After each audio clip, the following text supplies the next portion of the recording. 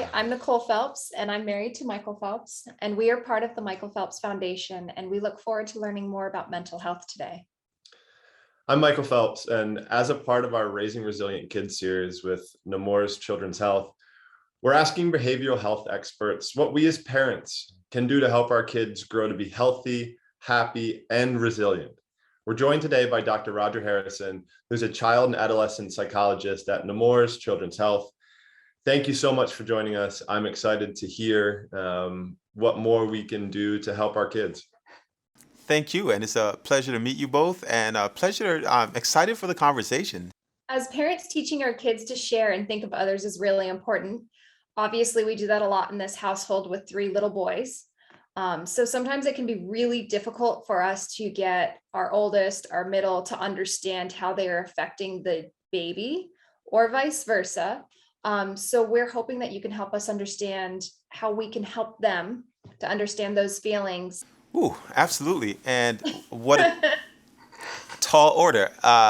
It is fascinating because when we are born into this world, we come into this world uh, uh, particularly cued in to the feelings, to the thoughts, and to the needs of one person.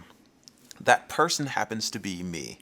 And when we're very young, and not only am I cued in to my own emotions, my own thoughts, and my own needs, but when those needs come into conflict with someone else's needs, my brain doesn't even have a strong ability to consider their needs and my needs. The good news is that these are developmental stages.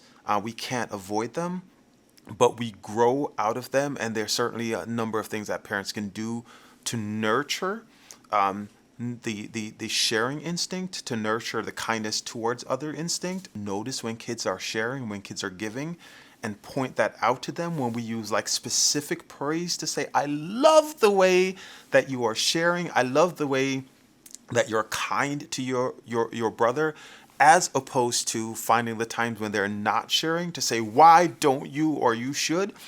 So for parents, the first suggestion that I would give is use the power that you have as a parent to bring attention to those moments when your child is being kind, when your child is sharing, and when your child is engaging in any of those pro-social behaviors that we want them to do more of. For example, yesterday, Beckett, our middle son, who's 3 years old, Maverick, our youngest son, who's 2, had something of Beckett. So Beckett screamed at him.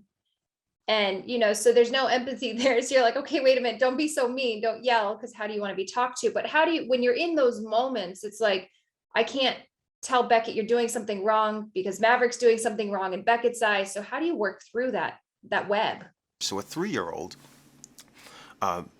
often the the the instinct of a parent might be to let's go into like a teaching opportunity or a limit setting opportunity, because that is how parents parent. We often move towards let's teach or let's set a limit. But if we explore, for example, a question such as, how do you think your brother feels now? And that 3-year-old might not be cued into that 2-year-old's feelings, because right now, again, my brain is wired to think about my own feelings. And Beckett says that. He's like, no, I'm not happy. I Yeah. want that toy. Yeah. He's like, but that's not your toy. Yeah. That's his toy. He's like, I don't care. I want that now. Yeah. So that's exactly what we see every day. So I Yeah. might not do it in that moment.